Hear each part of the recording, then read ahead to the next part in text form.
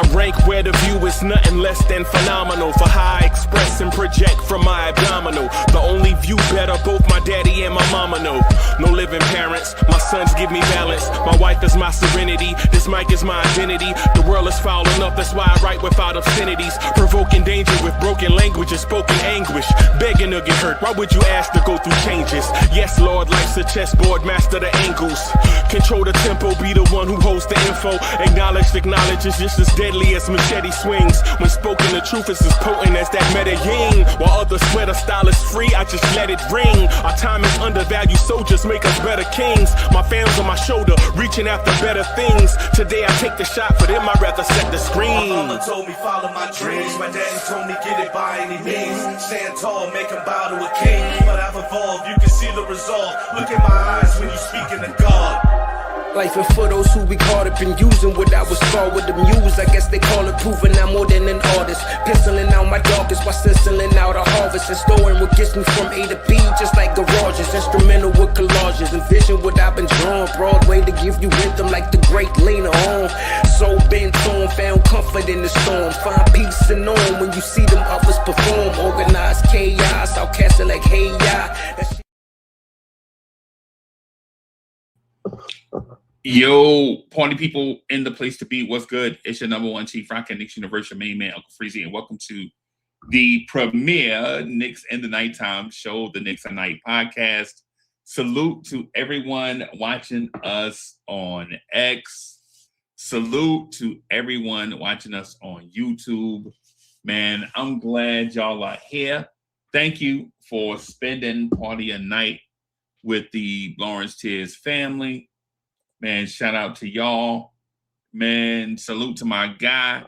Rodney Atkins is in the building. Salute. Glad you here, brother. Daniel Berry Sports Highlights is in the building. Salute. What's good? Man, In-Game is in the building. Salute, man. Salute. Salute. Yeah, man. Yo, In-Game, you read my mind. Hey, you read my mind. I was saying the same thing to Tory B earlier. I was like, yo, it's mad boring without talking Knicks, right? So I was like, yo, what am I going to do? Tory B was like, yo, what you going to do? I was like, I don't know. What am I going to do? Tory B was like, yo, what you going to do? I was like, you know I'm going to rock tonight. you know I'm going to rock tonight. Even if I press the button and we don't do nothing, just, you know what I'm saying? Just vibe. But I had already had a thought on my mind, though, that I wanted to talk to you guys about even before the trade deadline, even before like stuff started going down and things started hitting the fan. I was like, yo, it's just one player in the league that I want to talk about because I think he's a perfect fit for the Knicks. Right? So I was like, yo, and people like, yo, he played for another team, bro. The Knicks not gonna get him. You know what I'm saying? So I'm just checking out some stuff. Yo, so I was like, yo, it's a cat in the league. You know, Tory B is in the building. Yo, I was just saying your name. Yo, I was just talking about Tory B, like legit, just talking about Tory B like a few seconds ago. Tory B is in the building. Salute. Man, yo, y'all can say what y'all want to say, right? But ain't nothing y'all can say to me about Tory B. Y'all know I think she a star. I ain't gonna say that to her face though. You know what I'm saying? Yeah. Yo, I ain't gonna say that to her face though. You know what I'm saying? Like, you can't, yo, I'm from Jersey. You can't afford to have your people get the big head, man. You next thing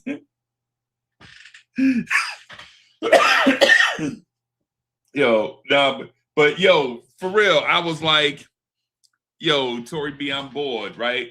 She's like, yo, what you gonna do? I was like, I don't know. So what you gonna do? I don't know. And then here we are. So I got a topic that I want to talk about. If you saw the thumbnail already, you kind of have a hint on what it is I'm going to discuss. Because I've been thinking about this for quite some time. right? But here's the thing. I want to what's the word? I want to slowly introduce it to you so that you can understand how it is that I arrived at the place where I am.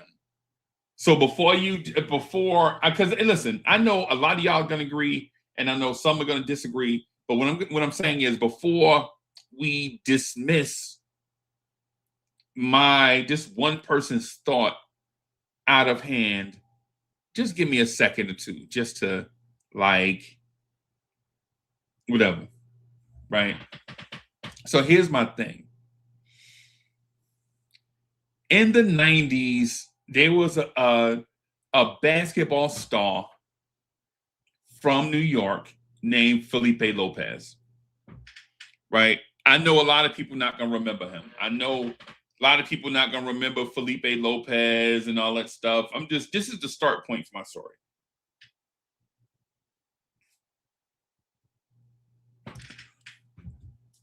This is how the start of this story is how a thought about a player that played 30 years ago, right, impacts how I approach this show tonight, 30 years later.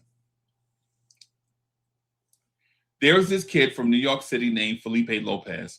He had all the stuff that a star is made of, right? He was strong and fast like Stephon Marbury, right? He had very slick handles. He was super confident. He could shoot. He could score. I think one of the things that made his story fascinating is I think he was a Puerto Rican dude from the Bronx, right? I think that's where he's from. I can't remember exactly. I think he was a Puerto Rican from the Bronx, which only made the New York story even better, right? I was fascinated with him, right? The whole world was fascinated about this high school kid. He's on the cover of Sports Illustrated. He is anointed the chosen one, right? Not that random high school players will ever be anointed the chosen one. I'm saying back then, this was the first time, or at least in a long time, that we heard it.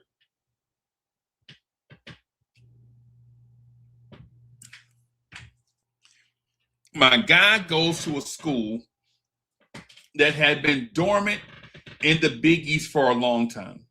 If I remember this correctly, if the details are a little foggy about Felipe Lopez, it's only foggy about him. Trust me, there will be a lot of clarity coming up. Nick Yak is in the building. My thing is, with this Felipe Lopez kid, his career didn't really turn out how we thought his career was going to turn out. But by rekindling a former New York City basketball power, St. John's University, because St. John's had been dormant for a while. St. John's goes through that. St. John's goes through the, hey, we're on the verge, then we disappear. We're on the verge, and then we disappear, right? So, excuse me, as a Duke basketball fan, I wasn't really paying attention to St. John's basketball like that. Triboro's in the building. Salute my brother. My brother Triboro's in the building. So eyes are back on St. John's basketball, right? Felipe Lopez does his high school thing. He takes the basketball route. His career didn't turn out the way that we thought. But eyes are now on St. John's University.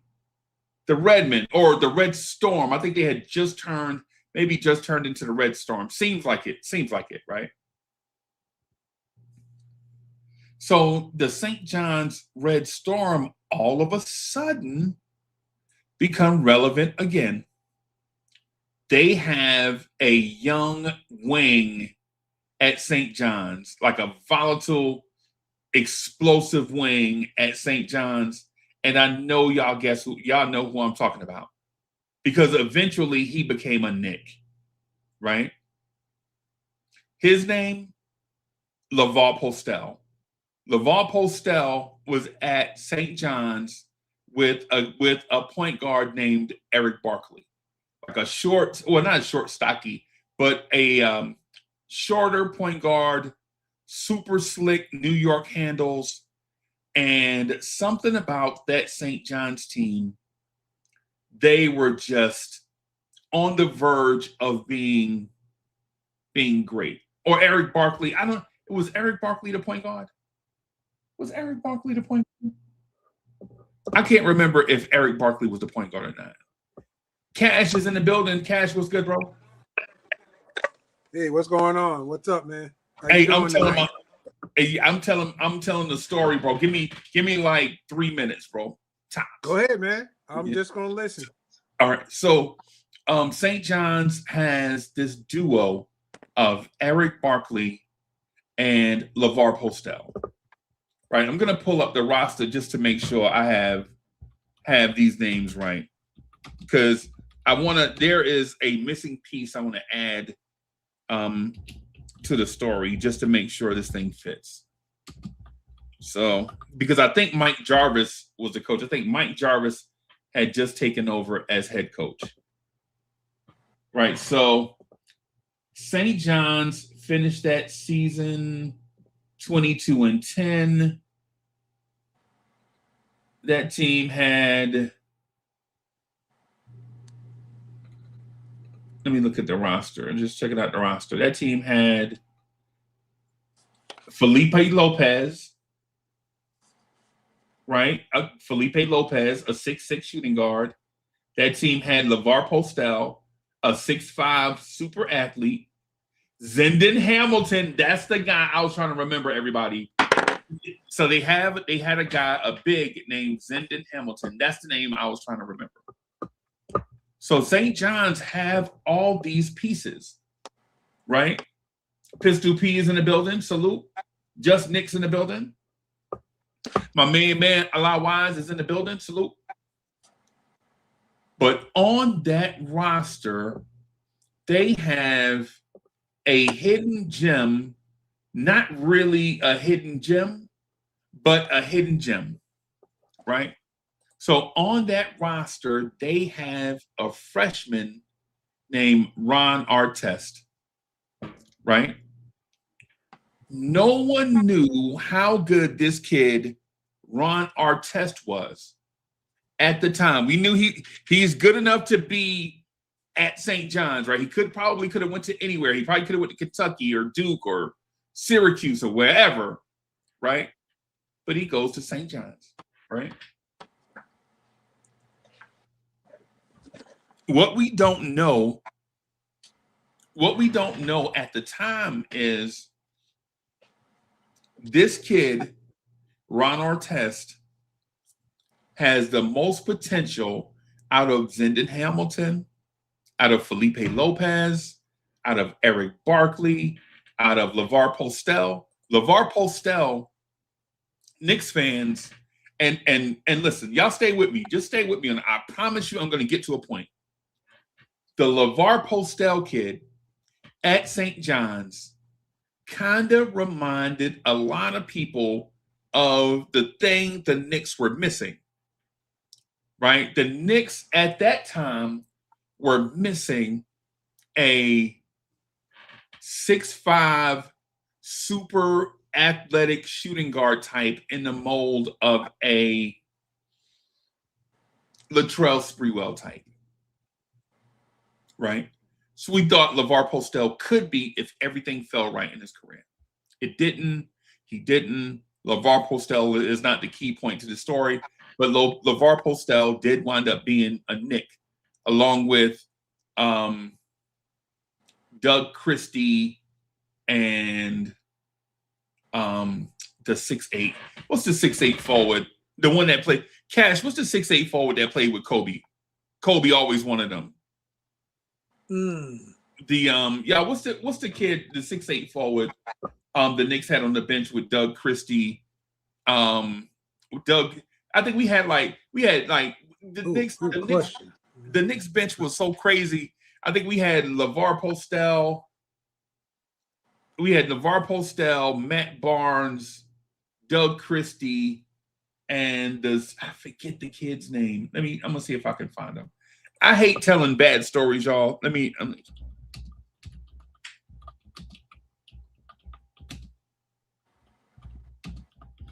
gonna tell you his name in a minute because he was on our bench. What's my guy's name? Dang,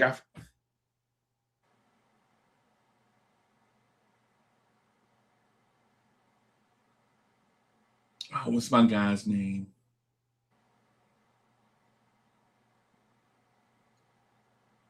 Dang, what is this dude's name? I gotta get his name in because I gotta tell the story right.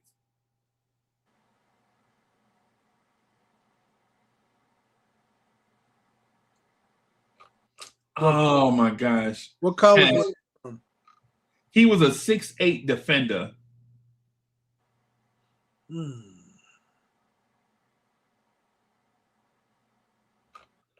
Oh my gosh. Now I can't get his name. What's his name? Not Ime Udoka. Udoka played for the Lakers, but not him.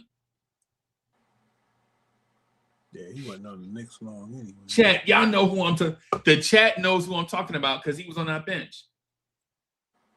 I don't know who it is. Oh, Cash, you know what his name is. As soon as I say his name, you're gonna be like, yeah, I remember him. Man. Yeah, but I can't remember it now. Let me see if I can remember his. Yeah, that's what I was trying to figure out what college he was from. Maybe I can remember. I'm gonna kick myself now if I don't remember this dude's name.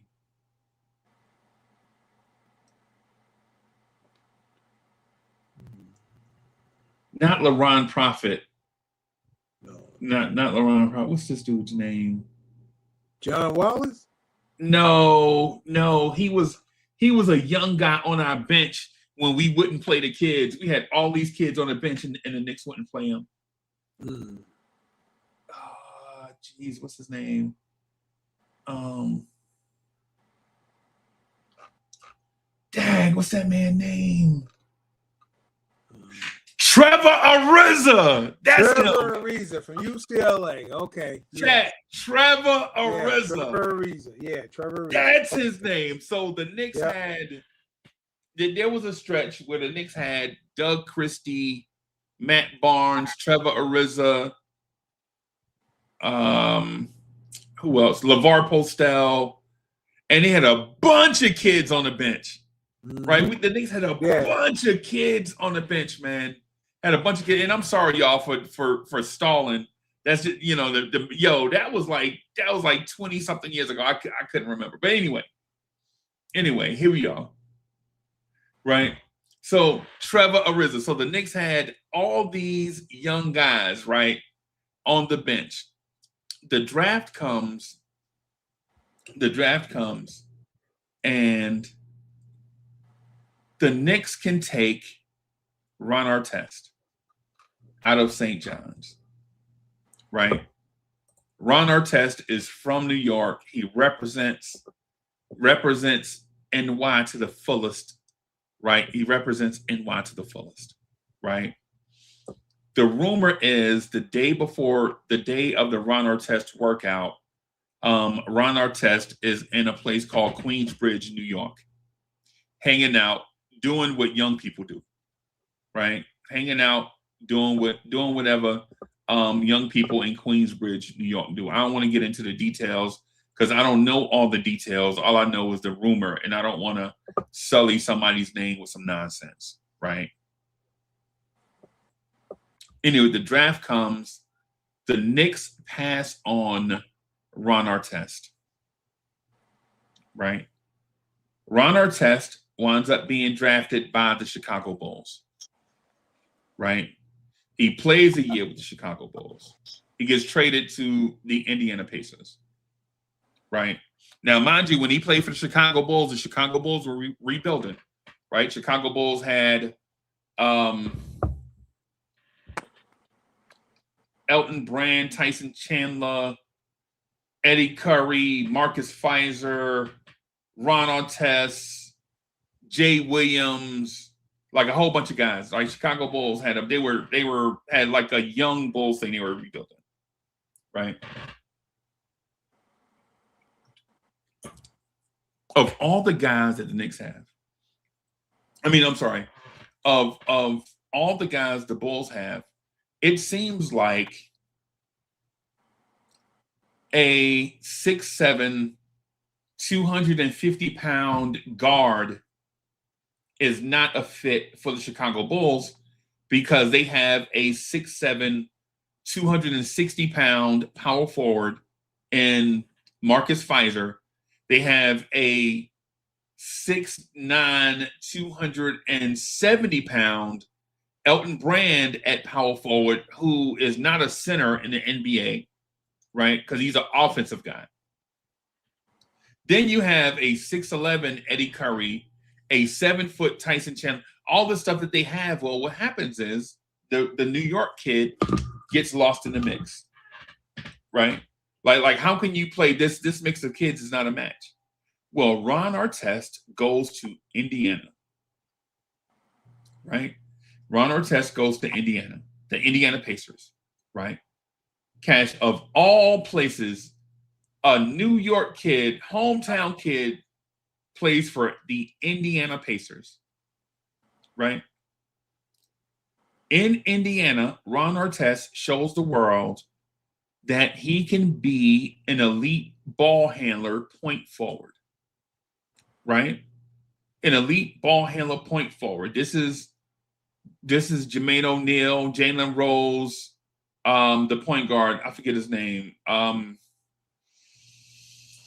The Iowa State point guard. I forgot his name. And, anyway. Jamal Tinsley. He's from New York too, right? Is Jamal Tinsley from New York? I can't remember if he's from New York or not. I know he's from some major city, I think. I believe so. I'm not sure on that. So Ron Artest in Indiana shows that he can be an elite offensive playmaker, right? He can get to any spot on the floor that he wants to. He can set up teammates. His preference is to set up teammates.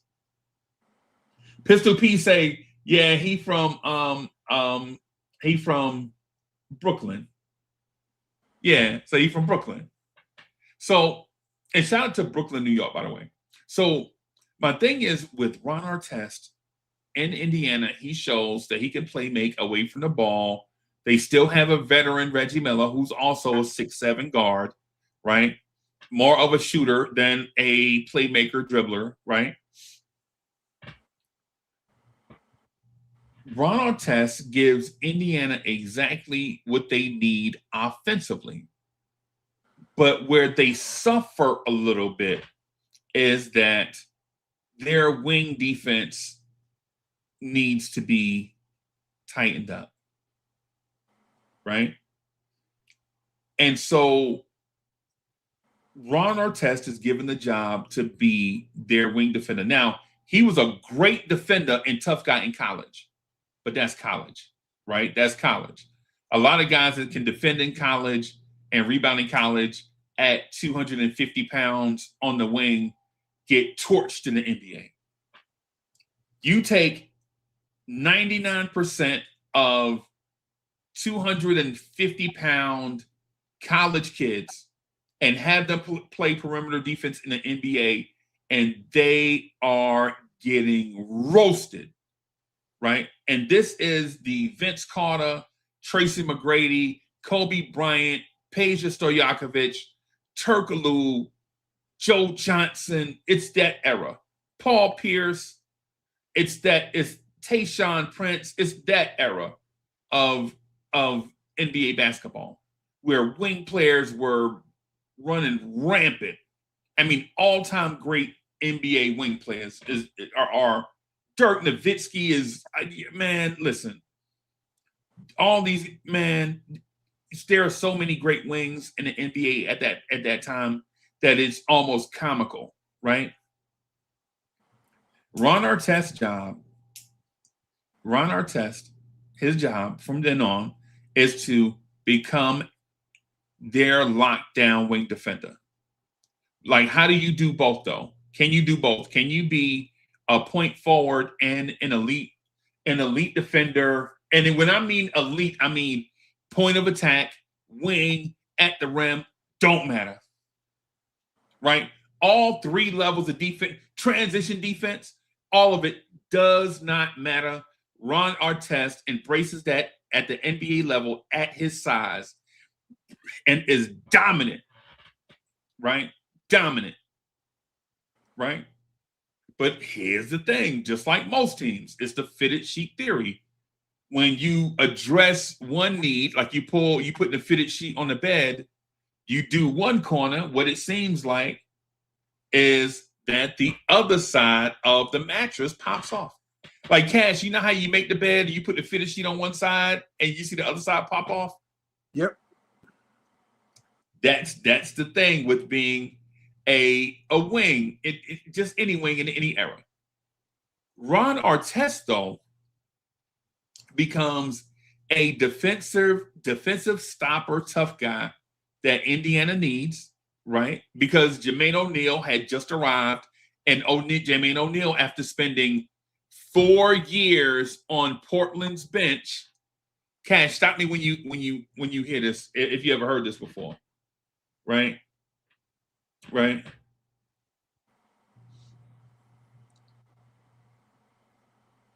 Jermaine O'Neal spent 4 whole years on Portland's bench. People were thinking he was a bust. He goes to another team, and after those 4 years, he starts his path to becoming an all-star. In his second year in Indiana, he becomes the NBA's most improved, and after that, he's a mainstay in the NBA. I mean, in the All-Star game, right? Jermaine O'Neal, somebody I know. Jermaine O'Neal played at Eau Claire High School in Columbia, South Carolina, and my cousin Jason Brown was his point guard. I know both them dudes, right? Know these guys. Shout out to Jay, right? Ron Artest, though, not only becomes maybe the best wing defender, he's possibly, and I know he's not because the awards say something different, but Jermaine O'Neal is possibly, I mean, not Jermaine O'Neal, but Ron Artest is possibly the greatest defender of that era, but he can't get rewarded for that because in that era, those are the last days of Dikembe Mutombo and Gary Payton. These are also the last, this is also the prime years of Ben Wallace. And we know Ben Wallace is, when it comes to defense, we know where Ben Wallace stands, right? We know, like where Ben Wallace stands. But here's the thing about Ron Artest: he becomes an elite defender. Indiana starts winning because of his defense and his playmaking. But Cash, guess what happens then? Indiana needs Ron Artest to score, right? Because for all the stuff that he's doing, for all the stuff that Ron Artest is doing, and listen, everybody, this is not the Indiana Pacers Power Hour. This is me going somewhere, right? For all the stuff that he's doing, they're like, Ronnie, you could score anytime you feel like it, bro. Just shoot the ball. Like, nah, man, I'm good. I'm getting everybody involved. You know what I'm saying? I'm locking people down. I'm getting a little rebounds here, there. I flirt with triple doubles all the time. And this is when triple doubles were rare because teams didn't play at this tempo, right? Teams didn't play at this tempo. Back then, you could win a game 86-81. And people were like, it was a shootout. Cash, you remember them days? Yeah. The days where a team scored 90 points in a playoff game, and you was like, dang, bro, they was running up and down the floor. Yeah, that was a grind. Yeah, I mean, compared to now, yeah. It was.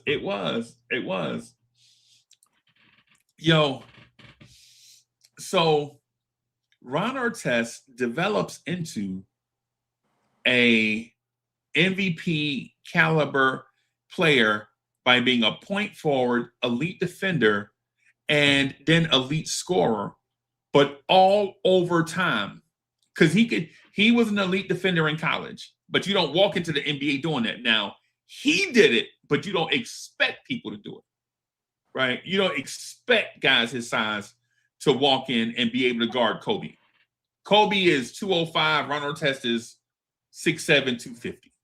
You don't expect Ron Artest to be able to guard Kobe. Guess what? Surprise. Surprise. Guess what? He can guard Kobe, right? Jay, the chosen one, is in the building. Salute. Salute. So I'm gonna wrap this thing up. I'm gonna wrap this real quick. I just want to get this thought out of my head before I. So anyway, Knicks fans from a distance fall in love with Ron Artest all over again. I was there in the 90s, in the 2000s, when every time Ronnie got suspended, everybody was like, yo, the Knicks need to go get him and save him like we did Sprewell. This is a thing. Ron Artest in his prime in a Knicks jersey was one thing the Knicks felt like they always needed. When we talk about the one that got away, young Knicks fans will tell you, man, Steph Curry went the pick before Jordan Hill, right? Older Knicks fans, and not to throw anybody under the bus, this is just the conversation part. Older Knicks fans say the one that got away was not Steph Curry. The original one that got away, for my generation at least, right, is Ron Artest. He went to school in a city, you saw him every day. You know he loved the Knicks. You know he loved the Knicks, right? He was there for you to take, and you didn't take him because the Knicks didn't take him because of he had some incidents at St. John's, and then the day of the workout, he might have did some young people stuff, right? Whatever. We were all young. I'm not judging, right? We were all young. I can never do it. Right. And so the thing is with Ron Artest is from a distance, we always won. By the time we got Ron Artest, we didn't even have Ron Artest. Cash, you know what we got when that fellow showed up? Yeah, we got Meta World Peace. Mm-hmm. You remember that? Yeah. By the time we got that man, he was a totally different man. Mature, well-spoken, responsible. You know what I'm saying? And all these different type of things. But by that time, Father Time had caught up to him. Yeah, he's past his prime. Yeah, he was past his prime. Why would I waste 36 minutes of our viewers' time talking about Felipe Lopez, St. John's University, Trevor Ariza, LaVar Postel, Matt Barnes, Trevor Ariza. Trevor Ariza, yeah, all these guys, and leading up to this thing.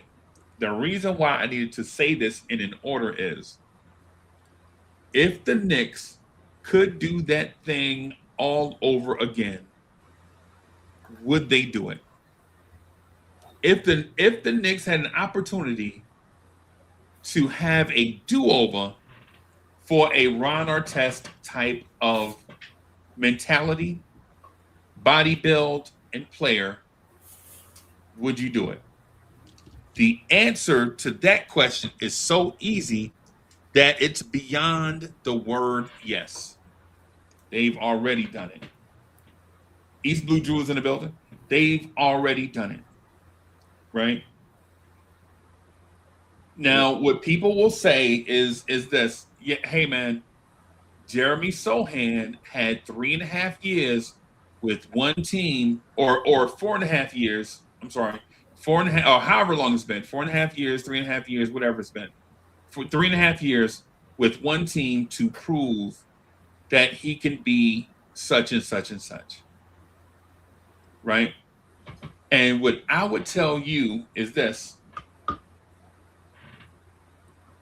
3.5, 4 years doesn't define an NBA player, because if it did, if 3.5, 4 years defined your career, where would Josh Hart be? Right? Remember, Josh Hart played for the Lakers, the Pelicans, and Blazers before he got to the Knicks. If 3.5 years, it was everything for a player, where would Jalen Brunson be?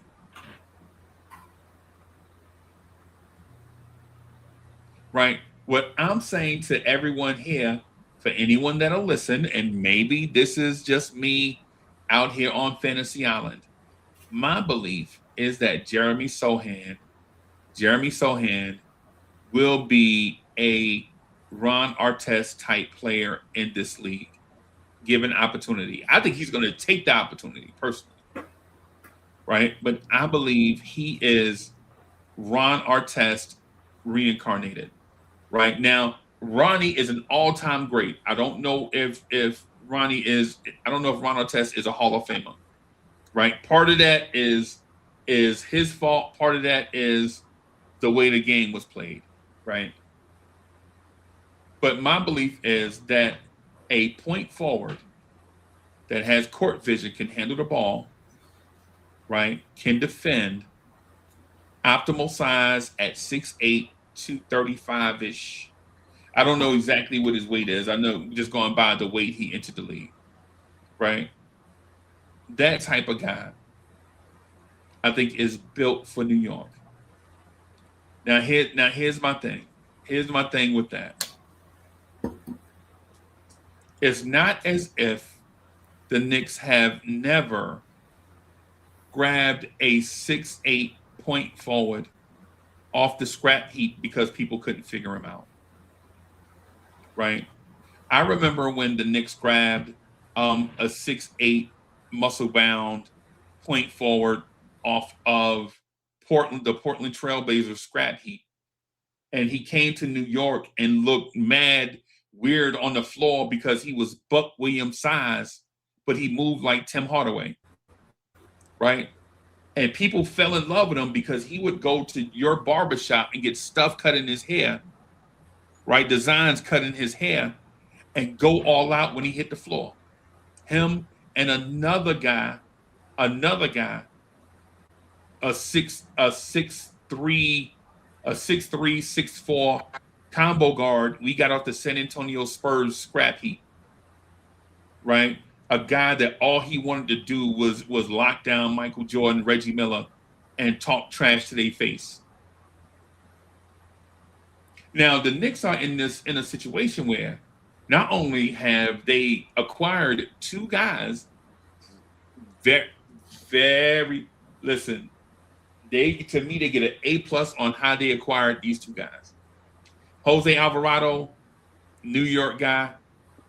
What they spent for Jose Alvarado versus what they're getting, to me, is beyond criminal, right?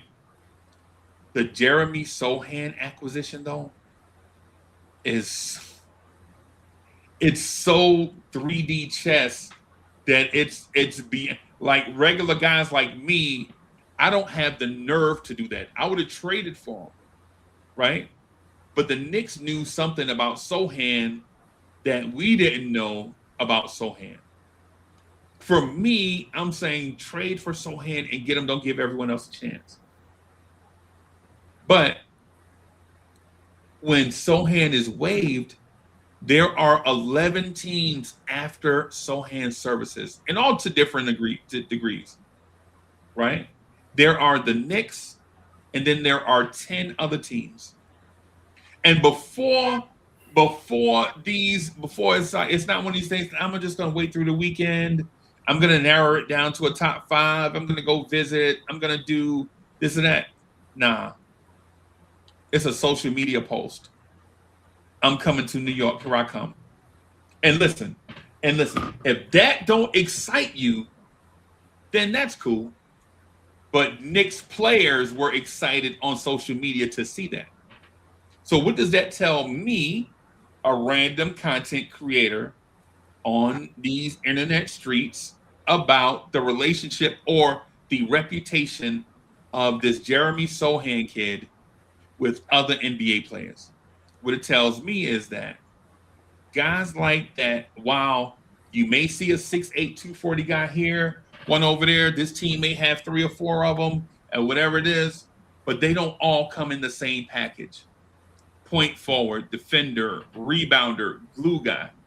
And why is this important to the Knicks? Well, it's important to the Knicks for this, right? There are times where I saw Mike Brown had 4 guards on the floor, like Kolek, Brunson. I think it's like Kolek, Brunson, Deuce, and Shamet. It's like Kolek, Brunson, Deuce, Shamet, and a big on the floor, where you have Shamet in that 4 spot, right? So immediately, it addresses a need. But here's the other thing, and this is for my diehard Knicks that have suffered for such a long time. My heart go out to you, right? Y'all suffered long enough. You've been the butt of a bunch of jokes. You've been on the opposite end of heartbreak, like the year 2000 Eastern Conference Finals that people forget about, the year Indiana went and got walloped by the Lakers. There are all these different heartbreaks that you go. There's the Pat Ewing finger roll off the back of the iron. There's the John Starks Game 7. There's the Charles Smith under the rim. There's the Game 2. The Knicks are destroying the Bulls, and Michael Jordan complained to the ref about Starks trying to foul him, and then the ref fouled Starks out the game. He got like 5 fouls in like 14 minutes, right? Here's the thing about all that heartbreak. At this point in Knicks history, a guy from another team had all these opportunities with 10 other teams, but he chose you. Yep. He chose you.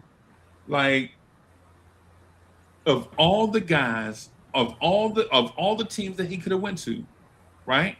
He chose you when you, over the last 20 to 30 years, were not choosable.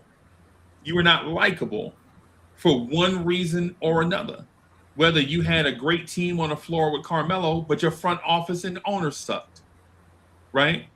Or maybe the Marbury years where you had a bunch of different pieces and your coach sucked, right? Or maybe the years where the front office is finally getting it right, but then they're getting sued for SA allegations. But on the floor, we like Gallinari, we like David Lee, we like Zach Wilson Randolph. Chandler. Yeah, we liked it. We like these guys, right? But the organization wasn't tight. But now the Knicks are in a situation where, top to bottom, the owner is tight, the front office is tight, right? The coaching staff is tight, the players are tight, and the fans and you, the fans, are in probably the most nirvanic state that you've been in outside of the team winning a championship.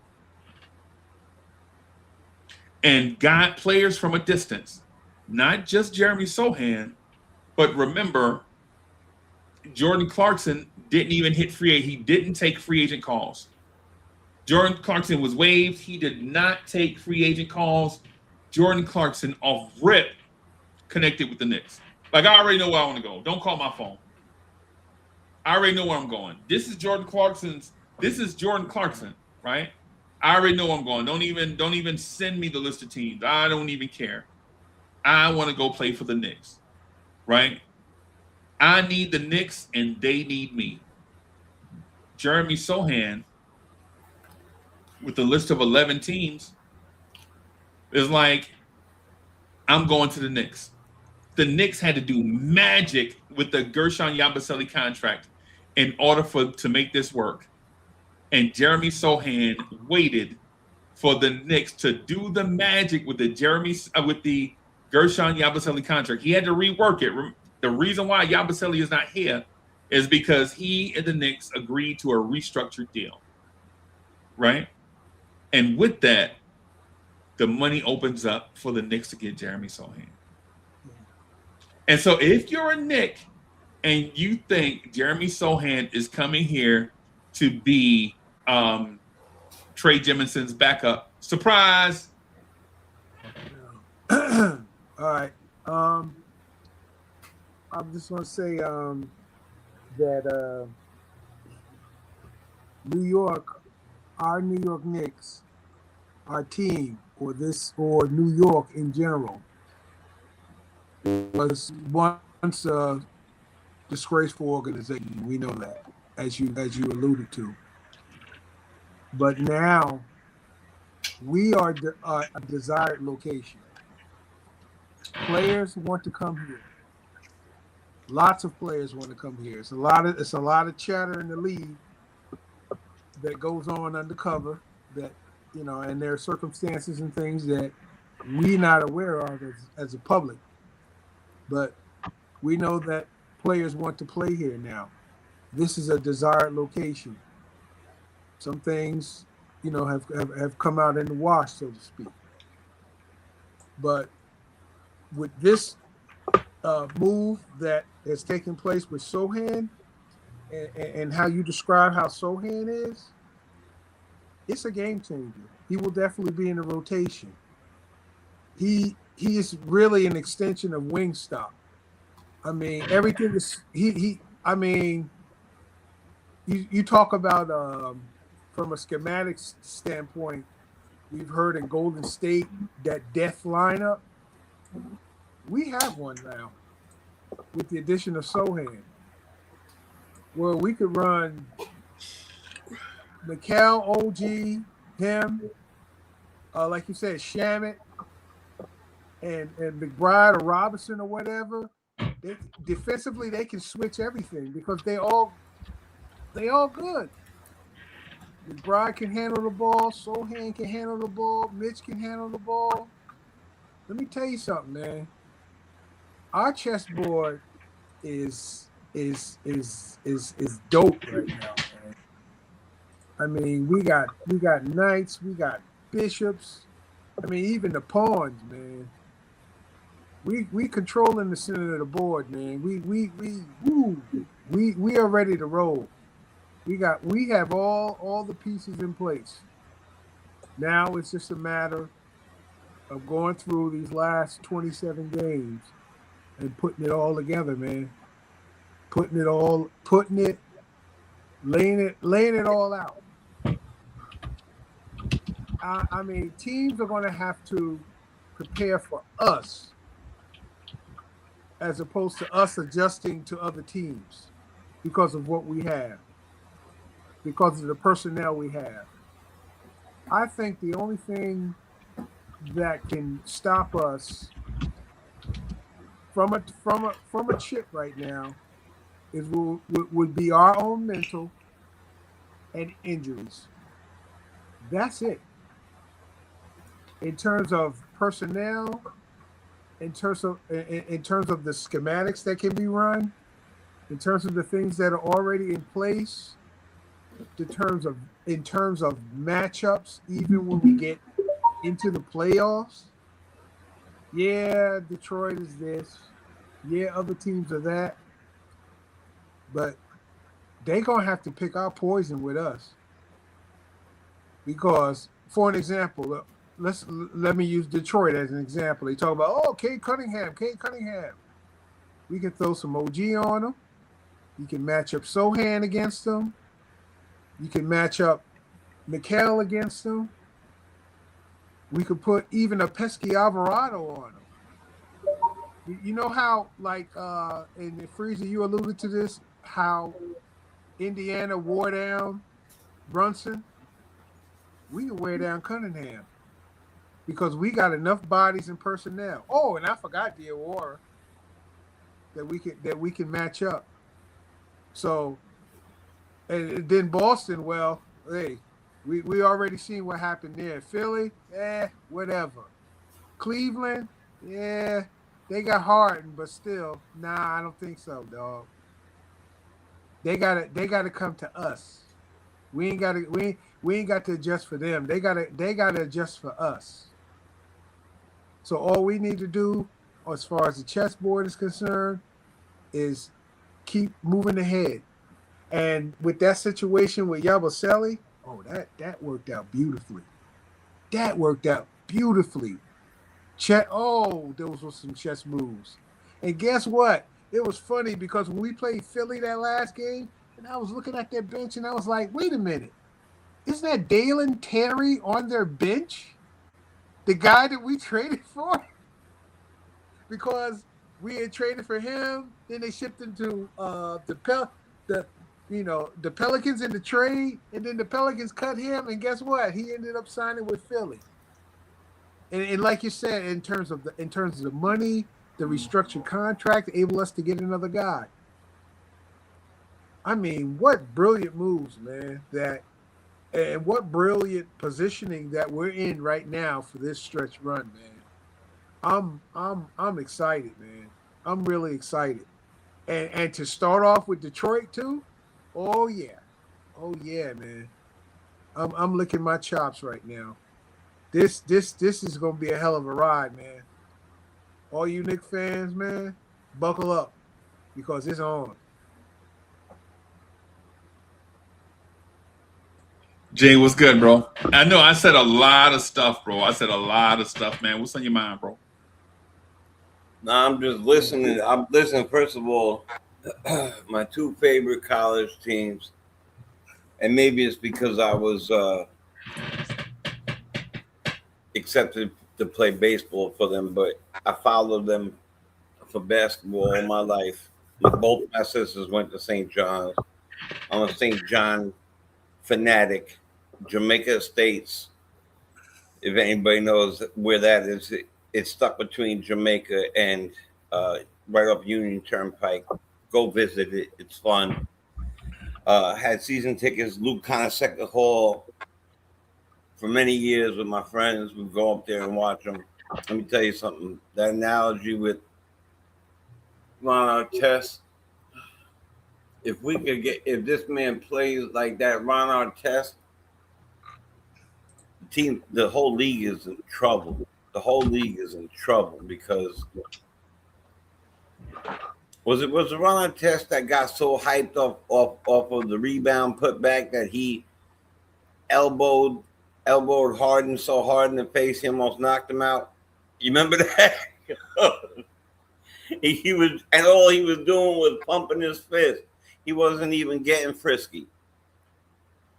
So, you know, where I look at it like this, I look at like some people I've heard, oh, but we had to give up 2 second rounders and such. Do you realize that you got a man to say, no problem, I'm going to give away, even though I'm not playing at all this year right now, I'm going to give up $6 million, no problem, to get moved on and take a chance at it.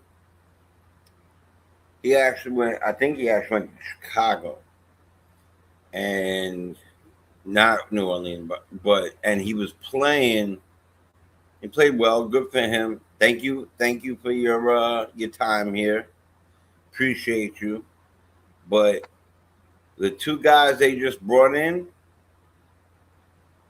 I feel like that would be included if that was a trade for Alvarado and for Sochan, a player and 2 picks. But no, they got this guy to take away his option, trade him, get this point guard Pitbull and then go out and get a Rodman-esque,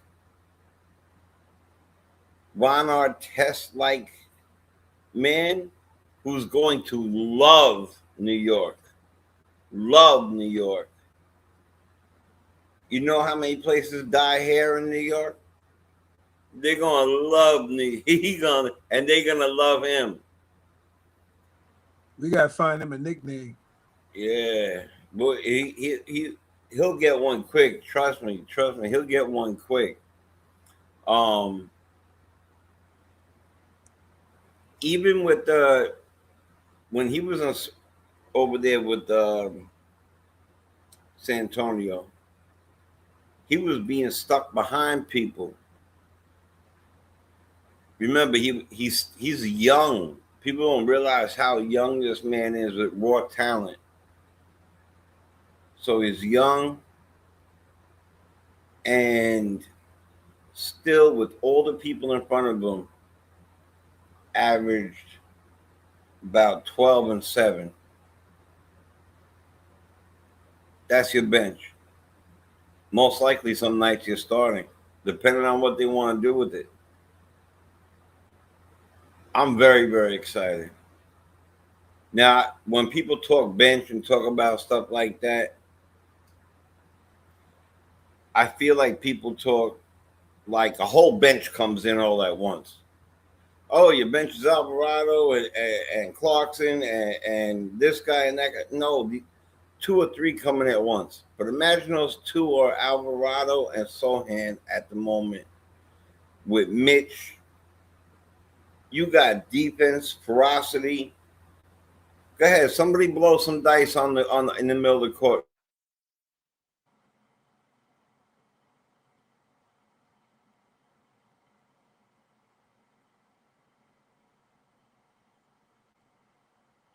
I don't think they will. Right now. They won't. I think I just got frozen chosen. Yeah, no, they won't. They won't do it. Nah. They won't. I'm very hyped. I'm so hyped that Detroit's the first game. Thank God it's the first game. Could imagine it was Utah or something. That wouldn't be fun. It'd be fun, but it wouldn't be fair. Yeah. It's fair that it's Detroit. Yeah. Oh my God. And I already had loved the Alvarado move. Right. We're really packing up. Look, man, there's only one way to go from where we've been going, and it's up. Up. Yeah. And we got two dogs too, man. Two dogs. Oh, you better believe if I know they're not playing Duran and Stewart because you know they're suspended. They're not playing. But let's just say we get in that playoff series. Sochan gonna step. He gonna step to him. And he ain't gonna back down. If I don't know, how much of Knicks fans have looked at Sochan since he's been in the league. I know, like you said, he's young. He hasn't been in the league that long, but he ain't backing down from nobody. He ain't taking no sugar honey iced tea. Let me just say that. So he will get in your face, and we know how Alvarado balls, and knowing where he's from as well. So hey. We ready. Yeah, you ain't got to pause here, bro. We good. Yeah, I'm too over. When y'all say stuff, man, and be like that, I'm like, I don't even know why we hit the pause button anyway. I'm just and he a boxer from Brooklyn. He a boxer, not just Bushwick Avenue boxer or Knickerbocker Avenue boxer. All right. He's that too. Yeah. But he a boxer. Remember, don't forget. And I'm okay with that. I really felt that's one piece that was missing. To mix it up, and I really hope that energy. You ever heard the term "you are who you hang with"? Yeah. Right. My mother used to say, Grandma used to say it all the time. I behave out there, man. Your friend. I don't know about that one. I don't know about that one kid you call E. But. I don't know. He's he's a little trouble. I said, Grandma, you don't know I'm trouble. I'm Right. the way he shouldn't hang out with me. But okay, Right. Grandma, Right. I'm gonna tell you right now, we that this energy is gonna it's like tree sap. It's gonna stick. It's gonna stick to Cat. It's gonna stick to Mikhail. It's gonna stick to him. It's gonna be infectious. Right. Right. Yeah. Man, You're gonna be sicker than COVID in a few minutes. Watch. yeah. Yo. I'm excited. Woo. Yeah, man.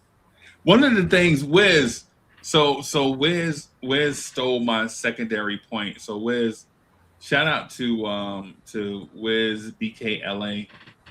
For he stole my point. So one of the things I was going to mention is that the detractors will always find something, like they will always find like the negative in something.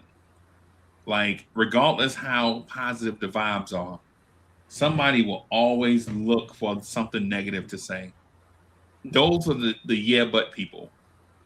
Yeah, but what about? And so for the yeah but people, I'm a yeah but this to you, right? When we acquired Josh Hart was not a 3-point shooter. When we acquired Josh Hart was about a 32% 3-point shooter.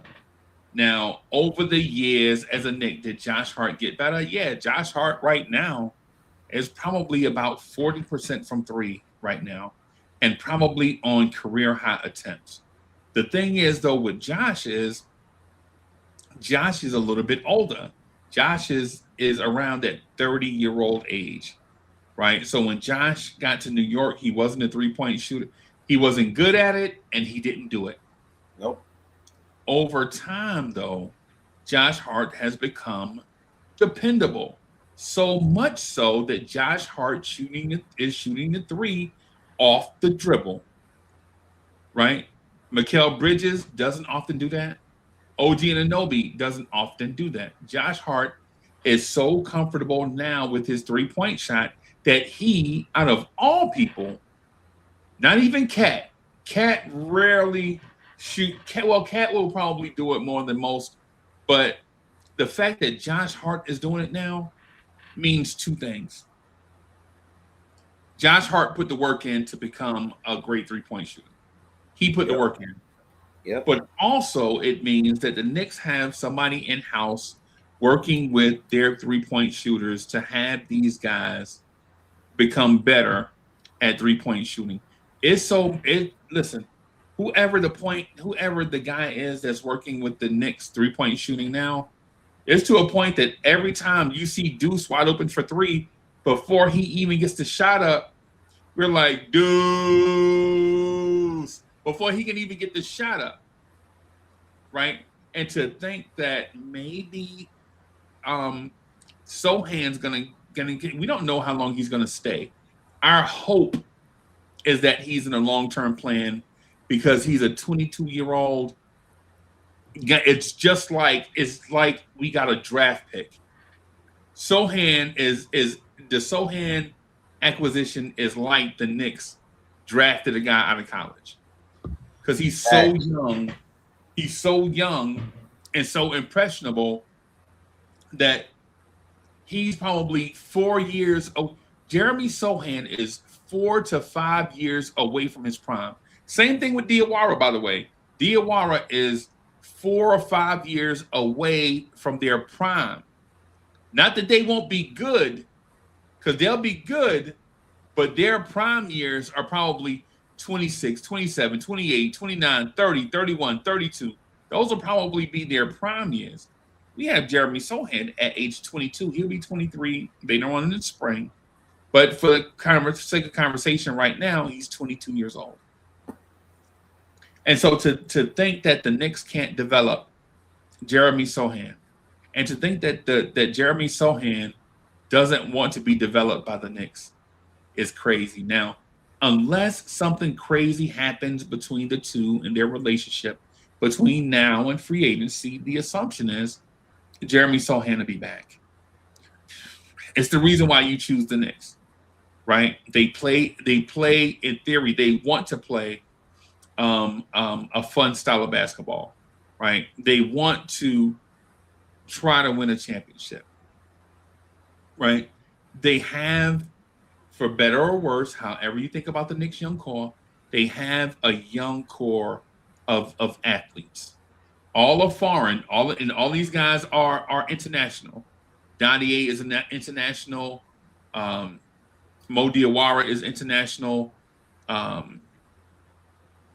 Jeremy Sochan's international.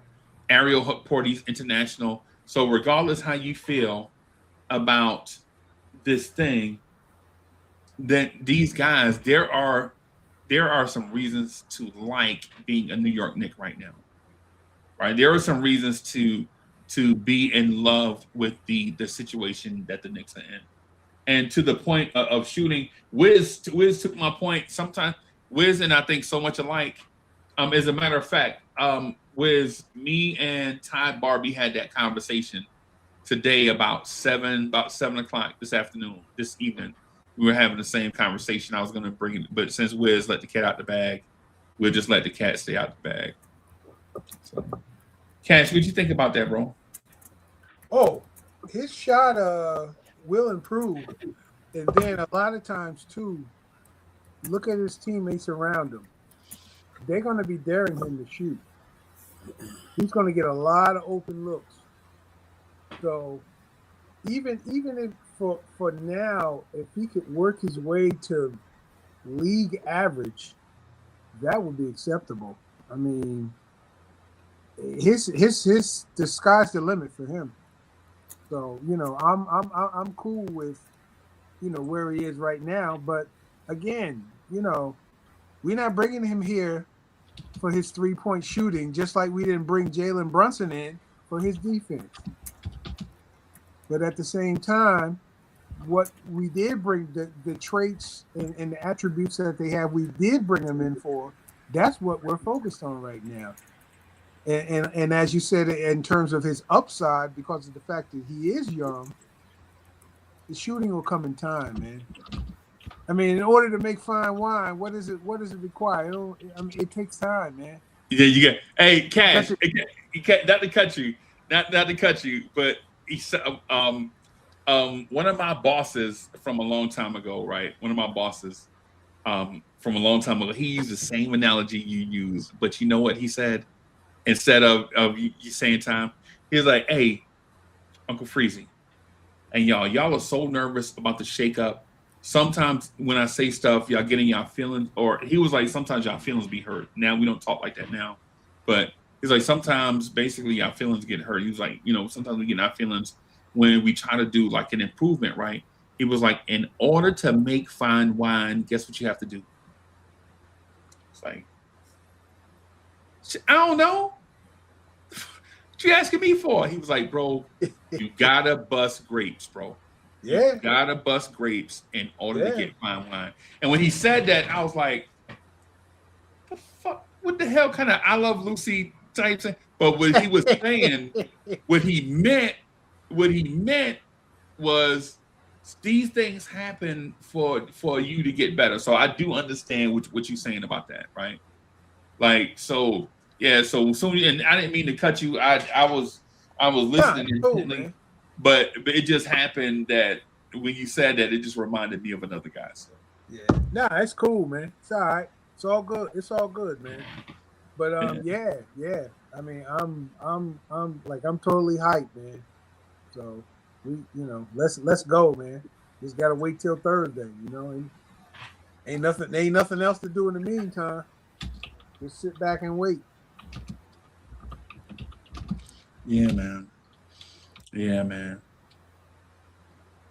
So Jay, what else you got, bro? You got something? I'm super fired up, man. Alvarado 27, but he might as well be 22. He look young, act young, play young, but I mean young in the way of like energetic. Right. You know what I'm saying? Right.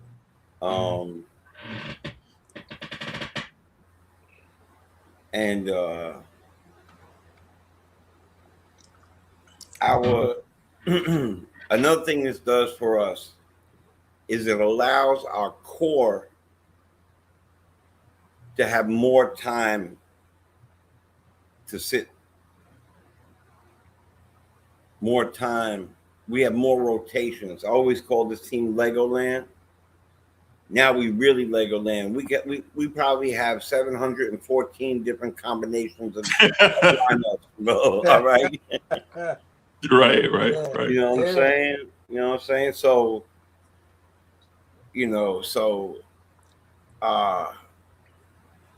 I love what they're doing. Those guys I call them the two old men in the Muppet Show. You remember that? The two old men? They were my favorite. Yeah, they're my favorite. And they're up in the top right now, crunching numbers, making phone calls, bringing people in. People are so excited to come over here. And so the things that, besides a talent that they do, is that this will also allow for a lot of rest for certain people that need their rest, like the Brunsons and the Bridges and the OGs who are coming up with injuries and stuff like that. That's big, especially with Alvarado as a point guard. Will give Brunson the rest that he needs, or what I love the most, and I always love saying this, play alongside him, like we saw Kolik do. Now, I'm gonna sit here. I'm gonna say something that maybe it's unpopular, some unpopular to others. Right. Right now, I'm not even worried about next year, and I'm not worried about who doesn't get to play. Who I am worried about is what I am focused on is getting this championship. Right. All right. So if we had taken a level up every year, and we have leveled up, and our biggest problem is the bench. You take a look at it now. Right. And people say they, going to the finals is leveling up. That is leveling up. But I personally don't know any. Well, I'll speak for myself. We get to the finals. I want to win that motherfucker. Pardon me. I want to win that stuff. All right. So it's not just about getting to the finals. Right. It's about winning the finals. And by winning the finals, you bring in players that not only have certain attributes, defense, I'm gonna call it dogism, fire in their belly. You bring in the extra players. I keep saying it. You take a look at the measuring stick has been for the past couple of years OKC or Denver. Those people play 10 players. So let them find a way to play them. You know what? Kolik may have to take a back seat. If we win a championship, is anybody here going to remember that Kolik took a back seat? No. Is anybody here going to remember that OG didn't play 35 minutes, but he played 29? Is anybody going to care? Right. They're not even going to care. Right. When we all meet at the parade. Is that the first thing out of our mouth? Oh, but only if OG played a little more minutes.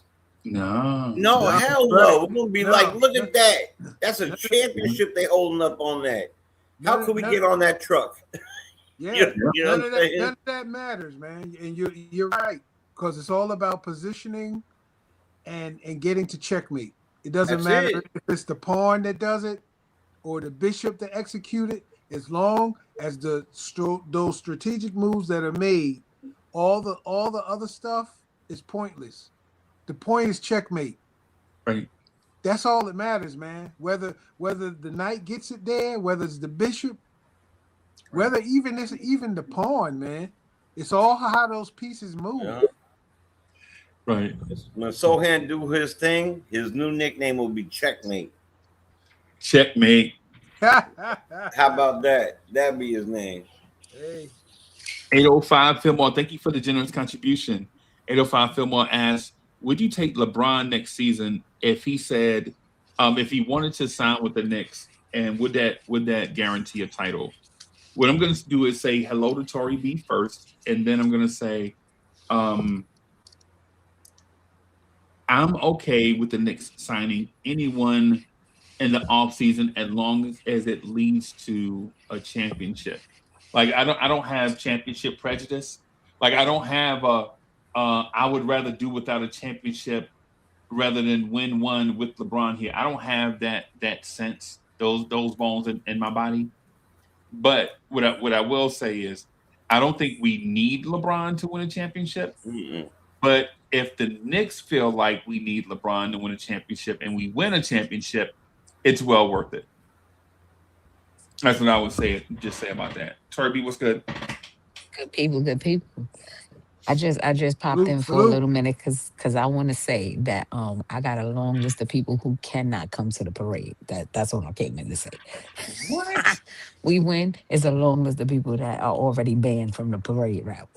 All right, can I just throw, before you get your list, I just want to put my one in there. Stephen A. Smith, don't show Oh, up. he definitely can't come. He's But the you can go ahead. I'm sorry. no. I ain't naming them, but I got a list. I got a list of people that be in these chats. Oh, I have a list. That be I on knew TV. I knew you weren't talking about no TV people. I knew No. that. Yeah, but Stephen A. Smith definitely is banned. He can't come either. Kenny the Jet Smith. Sorry, hey bro, you can't come, bro. Shaq Yeah. can't come. It's a bunch of TV personalities. Yeah. But I'm talking about a bunch of people in these chats. They cannot come to the parade. What about Mark Jackson? Can Mark Jackson? Always. I don't know what he said. What he said? Yeah, about no, the he can Knicks? come. He can come. He can always come. He's good. No, he's good. He it's some other stuff. It ain't gonna go public, but he good. He good. Nah, I'm good with He it. good. I can't have an Indiana Pacers point guard be at our parade, man. I'm sorry. That wasn't his fault. I No, That but wasn't his fault. If he I get where you're going, but if he did that himself, if it was like, No, it's like, I think his heart is in New York, man. you got a point. Yeah, you got a point. yeah, it's hard. You got a Big time point. in New York. If he did it on his own, then I should be. Yeah, that's a great point. Yeah, you know. It's some other things going on that ain't public. But anyway, go ahead. Like I kind of the way like Ewan's coming. Phil Jackson, hey, No. And you know what? You know the funny thing about Phil Jackson? Phil Jackson, according to Frazier, was an intricate part of the last one, you know, those years. yeah. And we only know him as the guy who came here and pushed triangles around the air, like that was the only shape involved in shapes. And but the fact of the matter is that ain't no circles, ain't no squares, just triangles. he could come over here as long as he's wearing a shirt that has no triangles on it. Yeah, Windmill Phil. Windmill Phil is the original Kurt Rambis. Like you're big off the bench, he ain't coming in to score. He might not grab no rebounds, but the opposing center gonna leave with 10,000 scratches. Yeah, right? I think he was too heavy in the trapezoids and octagons. He was too heavy in the smokerzoids. That brother was seeing triangles. That's how he came up with it. He was like, "Yo, is that a triangle?" Yeah, too much geometry, man. Yeah, Phil Jackson and Lou Alcindor look at each other and fight on sight because Kareem know that man ain't coming in to play no defense. He know he ain't coming in to score. He coming to scratch up Lou Alcindor for like 8 straight minutes and go back to the bench, right? Yep. 6 fouls. Yep. Hell yeah. Yeah, y'all. Looking like an early 1980s sitcom. Just even though he's from the 70s, yo, oh my god. Yeah, they're looking like Horshack playing basketball. Yeah. Word. He looked like a character from MASH. Oh my gosh. Hey everybody. Hey, thank y'all for coming through and hanging out. I'm gonna end it right here. I got another joint, man. I got another joint. If y'all like Mets baseball, I'm gonna do a short Mets baseball joint right after this. I welcome and invite y'all to come over to the New York Mets Lounge. I don't really have a topic, but I have to do a thing. I have to vent, right? I have to vent, and I have to do it publicly. So if I sound like a crybaby over there, put crybaby emojis in the chat. But as for y'all tonight, man, thank you everybody for coming through and rocking with us. Thank you to DJ Cash, to Jay the Chosen One, Tori B, the entire Lawrence Tears family. We all say thank you all for coming here and hanging out with us tonight. And we're gonna salute. Before you sign off, put the link in the chat for the Mets Lounge. So if people want to pop over, they can. If you can. I can probably do that. I got it. Give me a split second. Remember, just before we sign out of here, Brooklyn Zombie, I see a question about Mo D getting playing time against Detroit. I think he's gonna get playing time because OG not playing, so we don't have to worry about that. He gonna play. Yeah. These guys, everybody gonna get playing time. I'm about to say the same. That's why we think alike. Everybody's gonna play. Yeah, everybody's gonna get playing time. He just had a specific question. I saw it, and I want to make sure I answered it before we checked out of here. All right, so here, everyone, is the link to the New York Mets Lounge. That's the link right there. I'm gonna be over there in about 2 minutes. Come check us out, man. We're gonna hold it down. Thank you, everybody. Peace out. Peace.